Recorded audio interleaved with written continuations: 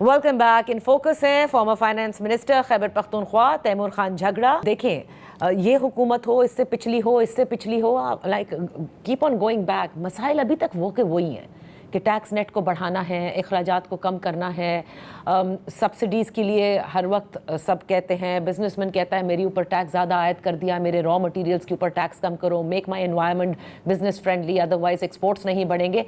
तो यानी अभी तक हम वहीं के वहीं अटके हुए हैं। आज तक हम डिस्कोस की प्राइवेटाइजेशन या डिफरेंट एसओईज़ की प्राइवेटाइजेशन के बारे में सुन रहे हैं। अगर आपको मैं सिर्फ कहूँ कि टैक्स का निज़ाम, इसमें क्या गड़बड़ है? हुकूमत टैक्स आयद करती है, कोई नहीं दे पाता, what needs to be done legislator के तौर के ऊपर, या क्या लेजिस्लेशंस की जाएं? क्या प्रॉब्लम क्या है कि आप डिफरेंट सेक्टर्स पे लगाते हैं, वो देते नहीं हैं, आप मुलाकातें करते रह जाते हैं? अभी मुलाकात हुई है बिलाल अजहर कियानी साहब की रिटेलर से और होलसेलर से, और उन्होंने कहा है कि आसान टैक्स स्कीम के लिए आसानी करें। आई डोंट अंडरस्टैंड कि मजीद क्या आसानी की ज़रूरत है। नादिया, आप 3-4 चीजें देख लें। पहले तो ये कहना जरूरी है कि पाकिस्तान का फिस्कल मसला जो अखराजात और आमदन का प्लस माइनस है, उसका हल सिर्फ टैक्स बढ़ाना नहीं है। टैक्स बढ़ाना पाकिस्तान के लिए बहुत जरूरी है, let it be stated on the record. लेकिन जब तक पाकिस्तान का ये निजाम इस किस्म की शाह खर्चियां करेगा, तो आई एम सॉरी, आप जो है जितना भी टैक्स कलेक्ट कर लें, वो सिर्फ सरकारी निजाम की शाह खर्चों पे ही लगेगा, चाहे वो सियासतदान हो, चाहे वो ब्यूरोक्रेट हो। देखिए, सियासत को एक जगह पे रख देते हैं। जिस सरकारी निजाम में 10 लोग भर्ती होते हैं और 10 में से एक काम करता है, और ये आप ऊपर से नीचे यानी ग्रेड 22 से ग्रेड 1 की तरफ ऊपर से नीचे जाएं, या आप लैटरली जाएं, आप 30 या 40 फेडरल सेक्रेटरी होंगे, उसमें से देख लें कि कितने फेडरल सेक्रेटरी आउटपुट क्रिएट कर रहे हैं, कितने नहीं कर रहे हैं। यही काम आप सूबों में देख लें, तो मुझे ये बता दें कि वो कौन सा निजाम 10 लोगों की तनख्वाह दे के एक बंदे का काम लेके सरवाइव कर सकता है, और हम ये खुशी से बर्दाश्त करते हैं। मुझे ये बता देना, तो पहली बात तो ये हो गई कि आपको कोई हल निकालना है कि ये अखराजात कैसे कम हो, क्योंकि ये जो है ना, हम सिर्फ एक्स्ट्रा पैसे नहीं देते एक इनएफिशिएंट सरकार की, इसकी वजह से रेड टेप ज्यादा होती है, इसकी वजह से करप्शन ज्यादा होती है, इसकी वजह से पेट्रोल का बिल ज्यादा होता है, गाड़ियां ज्यादा खरीदते हैं, बिजली का बिल ज्यादा होता है, यू नेम इट। पहली बात।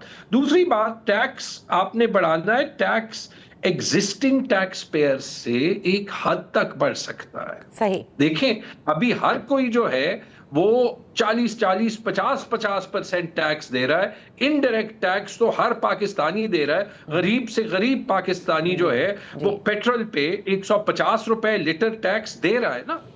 तो टैक्स का निजाम तो वो दे रहे हैं, लेकिन जो टैक्स के निजाम में अनफेयरनेस है वो आपको हटानी है। और ये मुझे बहुत बिजनेसमैन ने कहा है, और ये याद रखें कि बिजनेसमैन पब्लिकली ये नहीं कह सकते, क्योंकि उनकी मजबूरी होती है, क्योंकि वो एक हद तक हुकूमत की तनकीद कर सकते हैं। लेकिन आप मुझे ये बता दें कि अगर मेरे बिजनेस पे 50% टैक्स लगेगा और साथ वाला जो है वो 2% भी नहीं देगा, तो आप क्या महसूस करेंगे, मैं क्या महसूस करूंगा? फिर जो देता है टैक्स वो भी टैक्स चोरी करने की कोशिश करेगा ना। ये निजाम आपने तोड़ना है। मुझे ये बताएं कि 4 साल में ये निजाम तोड़ने के लिए क्या किया है इस हुकूमत ने?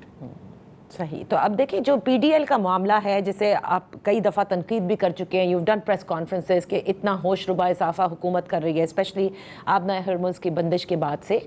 तो ये वो टैक्स है जो कि सूबों पे के पास नहीं जाता, डायरेक्टली फेडरल गवर्नमेंट के पास आता है। और हम ये डिस्कशंस भी मुस्तकिल सुनते हैं कि एनएससी को रिवाइज़ होना चाहिए, बिकॉज वफाक के पास पैसा नहीं बचता है अखराजात का, चाहे वो बिस्प हो, चाहे वो उनके अपने अखराजात हों हुकूमत चलाने के, या दिफा के लिए ज़रूरत हो, या डेट सर्विसिंग के लिए चाहिए हो।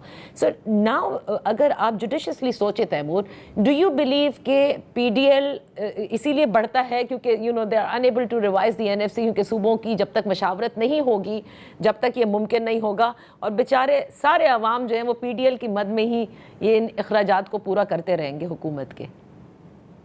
नादिया, पीडीएल इसलिए बढ़ता है कि पाकिस्तान का सरकारी निजाम अपने अखराजात काम करने के लिए नहीं ready. Let's call a speed. نہ سیاستدان نہ بیوروکریٹ بتائیں نا, جب آپ پہ پی ڈی ایل لگاتے ہیں تو یہ فیڈرل سیکرٹریز آپ کو یہ کہتے ہیں کہ ان کی پینشنز جو ہیں وہ مفت کی ہیں. وہ آپ کو یہ کہتے ہیں کہ انہوں نے پچھلے 4 سال میں 1 سال 35%, 1 سال 25%, 1 سال 15%, ساتھ اپنی ایگزیکٹو الاؤنس 150% اور اپنی ہاؤس رینٹ الاؤنس 85% 1 سال میں زیادہ کی ہے. پہلی بات تو یہ سمجھ لیں. دوسری بات یہ سمجھ لیں کہ میں نے آپ کو آلریڈی کہا کہ ہمیں اپنی آمدن زیادہ کرنی ہے, لیکن اس سوال کا کوئی جواب ہے کہ اگر یہ ایک پرائیورٹی ہے تو اورنگزیب 4 صوبائی منسٹرز آف فائنانس کو, سیکرٹریز آف فائنانس کو ڈے بائی ڈے ایک کمرے میں کیوں نہیں بند کرتا کہ ہم پی ڈی ایل بڑھانے کے بجائے کیسے اپنے اخراجات کم کر سکتے ہیں, کیسے ہم پینشن کا نظام مشترکہ طور پہ جو ہے وہ چینج کر سکتے ہیں تاکہ کسی پہ تنقید نہ ہو اور ہمارے پاس 500-600 ارب روپے کی سیونگ ہو, کیسے ہم اپنا کوئی حل نکال سکتے ہیں جو سرپلس سٹاف ہے کہ اس سرپلس سٹاف کا کوئی حل ہم نکالیں کہ ایک کے بجائے 10 لوگ جو ہیں وہ سرکاری ملازم نہ ہو.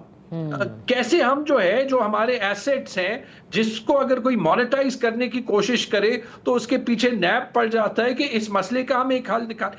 اگر یہ اتنا بڑا کرائسس تھا تو مجھے یہ بتا دیں کہ این ایف سی کی تو پچھلے سال میں ڈے بائی ڈے میٹنگز ہونی چاہیے تھی. جا کے ریکارڈ نکالے نا, اورنگزیب سے پوچھیں, شہباز شریف سے پوچھیں, وفاقی کابینہ میں کسی سے بھی پوچھیں کہ این ایف سی پہ انہوں نے ٹائم کتنا لگایا ہے سوائے رونے دھونے کا.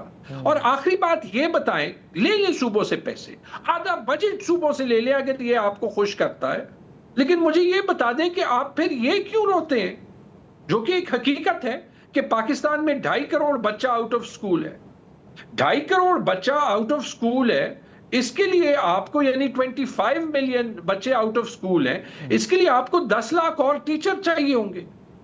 10 لاکھ اور ٹیچر کی تنخواہ یعنی زیادہ پیسہ چاہیے ہوگا نا.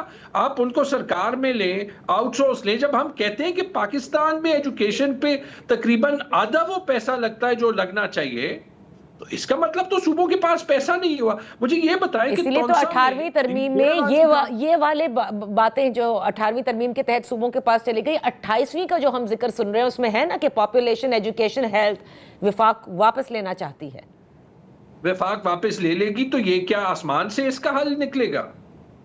مجھے یہ بتا دیں نا. دیکھیں, اگر آپ پیسے یہاں سے یہاں کر دیں کیونکہ آپ کے پاس ڈیفنس کا بجٹ کم ہے اور وہ کم ہے اور وہ زیادہ ہونا چاہیے, یا وفاق قرضے لیتا ہے وہ قرضے کم کرنے کے لیے, تو وہ لیٹ سے آپ 500,000 ارب روپے صوبوں سے لے لیں تو وہ پیسہ تو آلریڈی ایلوکیٹڈ ہے. ایجوکیشن وفاق کے پاس لانے سے تو ٹیچرز جو ہیں وہ زیادہ بھرتی نہیں ہوں گے. یا جب ڈیرہ غازی خان میں ہسپتال میں سرنجز ری یوز ہوتے ہیں کیونکہ ہسپتالوں کا یہ حال ہے کہ وہاں پہ کنزیومیبلز کے لیے کوئی بجٹ نہیں ہے اور 331 بچوں کو HIV ہوتا ہے, تو جب وفاق کے پاس جو ہے وہ لیٹ سے کوئی ہیلتھ پالیسی آئے گی تو اس سے ڈیرہ غازی خان میں سرنجز کی پروکیورمنٹ تو زیادہ بہتر نہیں ہوگی. تو ہم کون سی دنیا میں رہ رہے ہیں؟ تو تیمور, اب آخر میں آپ سے صرف یہ جاننا چاہوں گی کہ what is that one thing given the challenges that you have right now the economy is facing, کیا آپ بجٹ میں سمجھتے ہیں کہ کم از کم یہ چیز حکومت تھوڑی سی ایسی کر دے تو کچھ میں کہوں گا کہ بہتری آ سکتی ہے؟ نادیہ, یہ حکومت اگر کچھ کر سکتی 4 سال میں کر لیتی. دنیا کی تاریخ میں کوئی حکومت نہیں ہے جو 4 سال بعد انقلابی یا ریفارمسٹ بنی ہو. اگر 4 سال آپ کا رپورٹ کارڈ جو ہے آپ کا ریزلٹ 0/0 ہے تو 5ویں سال میں آپ نے آئنسٹائن یا فرینکلن ڈی روزویلٹ نہیں بن جانا. یہ حکومت ایک چیز کر سکتی ہے, یہ حکومت یہاں پہ آئین اور قانون کا نظام واپس لا سکتی ہے.